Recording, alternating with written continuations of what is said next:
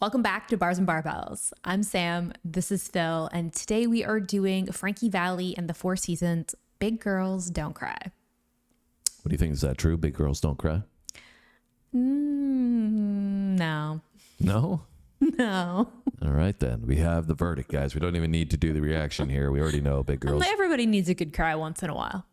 Yeah, I don't know about everybody.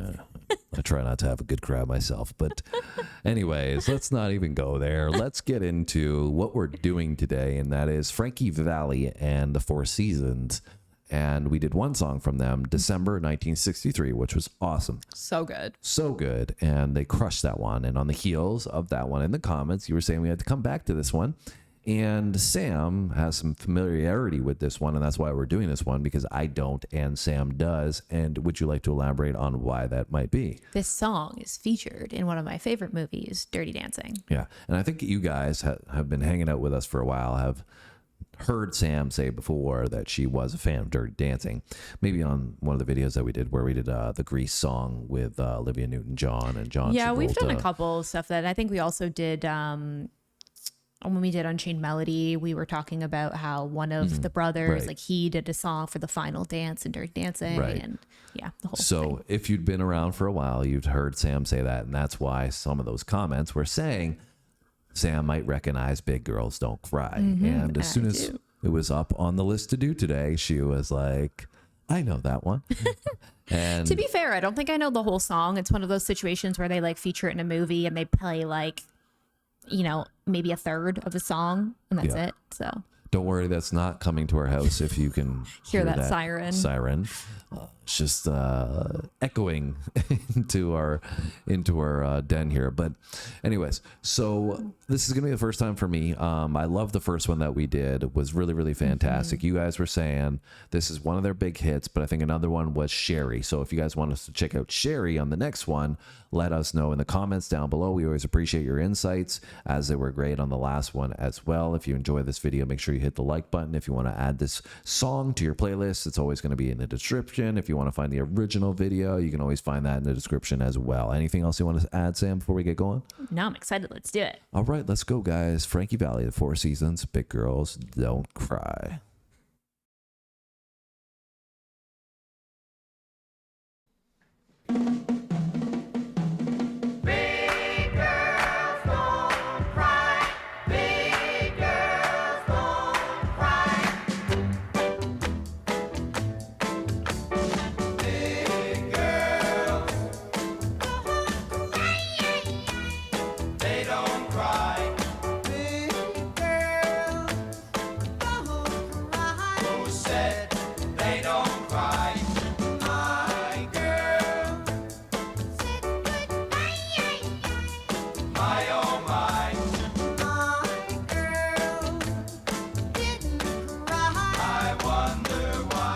Silly boy. Told my girl we had to break up. Silly boy. But that she would call my phone. Silly boy. When she said, to my surprise, big girls don't cry.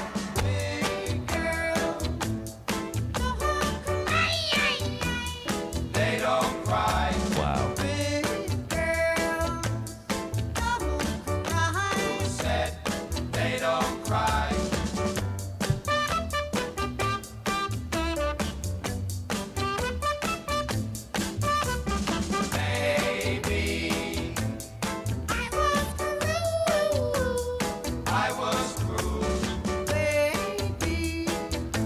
All right, we're going to pause it here. Such a short song. It's crazy. I'm like, how are we halfway through this one already? I don't want it to end because it's so entertaining. I know. So what are your thoughts? What are my thoughts? First thoughts are that it's so wild to me how different this is than modern music for starters. know. It's so crazy. Like the focus on this obviously is the vocal performance, right? The playoff between the main vocal and the harmonies. And you just have this steady instrumental section that's setting the rhythm. But, you know, the focus is them, the performers, right? And, you know, that's obviously very, very different than today, where it's like a steady, you know, consistent rhythm that's repeated over and over again. This is this callback callback between the falsetto end of the vocal to the backing vocals that are harmonized, which is so entertaining. And then obviously it's so emotive when they deliver it. You got this, big girls don't cry vibe, which is comedic, but the way they deliver it is comedic, and you get that from like the feeling of the song. So it's so creative on so many different levels. And the clarity is great too. I mean, I really love, when a performer gives you a clear performance that you can take it all in, and that's what you're getting on this one. But what are you thinking on this, Sam? Now that is this what you thought it was? Yes, it definitely is. However, this part that we're getting into now that just started before you paused it, I don't think I've ever heard this back half of the song. Okay.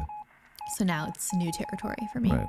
And so are you taking in anything more on this, like listening to the lyrics more in depth, or the performance, anything standing out to you that, maybe you didn't pick up the first time you had heard it because you were more focused on a visual component or something like that? I think that like I've never really thoroughly absorbed the lyrics, like aside from the big girls don't cry, because obviously that's like the most standout catchy part that kind of gets stuck in your head. And I kind of took it as like big girls don't cry, like they're not going to cry about whatever's happening, but I never really listened to them talking about like breaking up and like the oh silly boy, like that whole like how all that comes together. So like I never really, I would say, really thoroughly thought about the storytelling side of it, and more so just had like the catchy part of it kind of stuck in my head, and like the whole, just like you said, the callback of the falsetto to the backing vocals and like the upbeat catchiness of it. But I never really like sat down and actually like thought about it, if that makes sense. Yeah, it is super, super catchy. That's for sure. They don't cry. Big girl, don't cry. Who said they don't cry?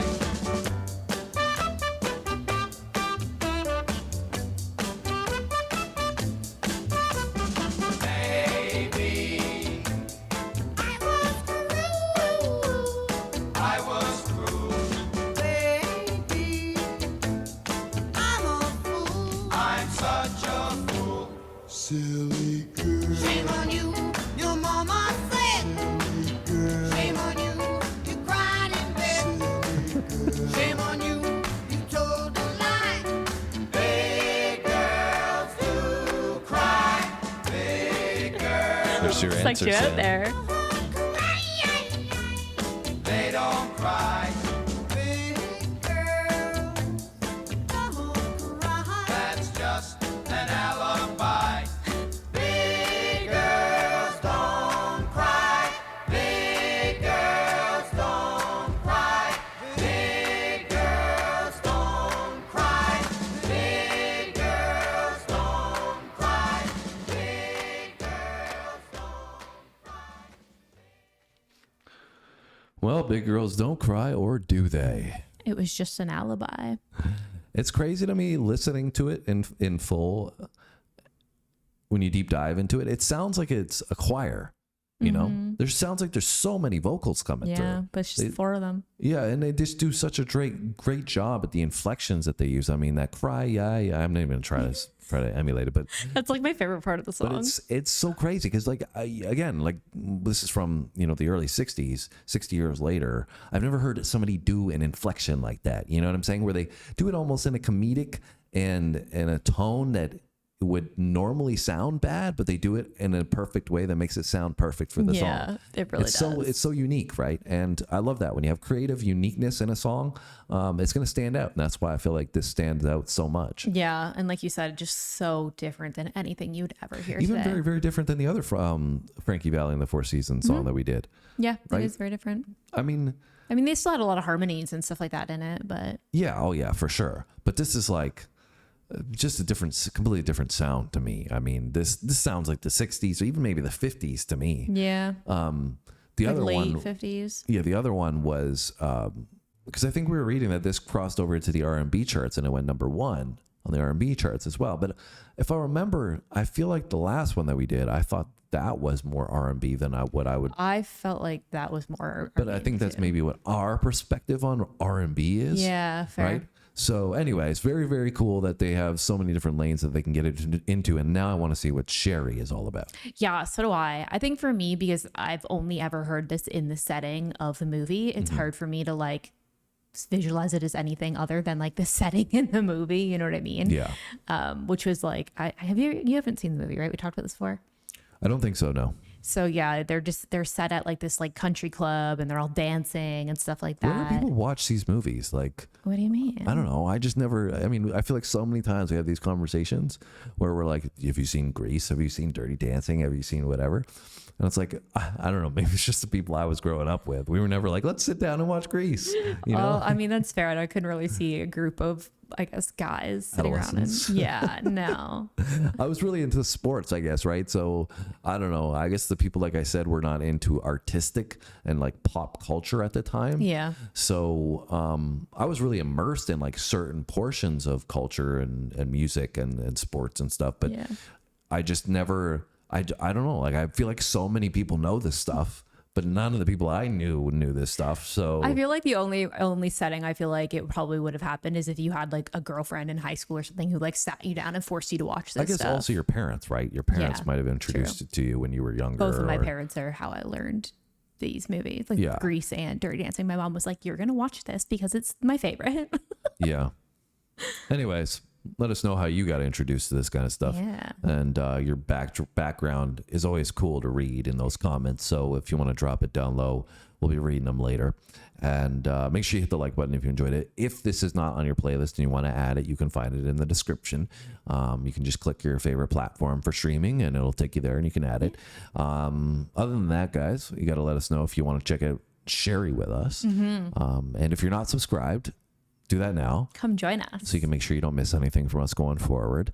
Also, if you think you are subscribed, double check, because people often get unsubscribed accidentally, or I don't know how it happens, but oftentimes people say, I thought I was subscribed, or I thought I did subscribe, and apparently I'm not. So double check right now and ensure that's the case. If you want to ride with us, we would love to have you. Sam, anything else you want to add? Just make sure that you have a fantastic day and that we'll see you next time. Adios, amigos.